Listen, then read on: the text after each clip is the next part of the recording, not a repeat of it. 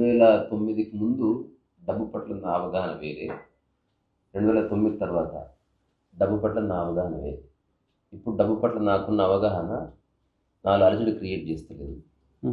2009కి ముందు మా కుటుంబ సభ్యుల్లో ఎవరు సంపాదించినంత సంపాదించాలి, ఓకే.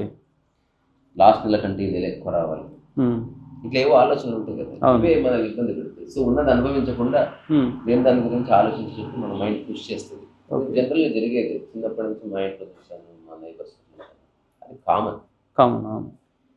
నాకు 2009లో అనిపించింది ఏంటంటే, ఎన్ని ఉన్నా ప్రశాంతత లేకపోతే దానికి ప్రత్యక్ష ప్రమాణాలు కొన్ని దొరికినాయి నాకు. అంటే దానికి ఒక హైపోథెటికల్ క్వశ్చన్ ఉంటుంది, మనీ ఉంటే ప్రశాంతత వస్తుందని. అసలు సంబంధమే లేదు.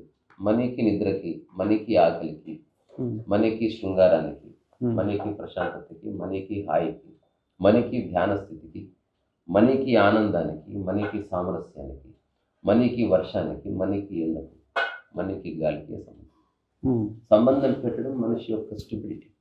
ఓకే. ఏ మనీ లేకుండా ఈ పార్క్ దగ్గర 2 కుక్కలు ఉంటాయి, భోగి జోగి, సూపర్ ఎంజాయ్ చేస్తాయి. సరే, అవి ఫుడ్ ఎక్కడో చోట పోయి తింటే వాటికి గిల్ట్ లేదు. దాన్ని తిట్టినా కట్టితో కొట్టినా అవి పర్సనల్ గ్రడ్జ్ పెట్టుకో. కానీ మనిషి దుర్మార్గుడు కాబట్టి వాడు కోపాలు తాపాలు పెట్టుకుంటాడు, నామోచి ఫీల్ అవుతాడు, మొహమాటం ఉంది. అందుకని వాడు కొంత మనీ ఎలా సంపాదించాలో తెలుసుకుంటే మంచిది. ఓకే. సో బతకడానికి సరిపోయేంత మనీ అందరూ సంపాదిస్తారు, కానీ మనీ ఎప్పుడైతే లగ్జరీస్ కోసం అనేది మనిషి అనుకున్నాడో అక్కడనే స్ట్రగుల్ స్టార్ట్.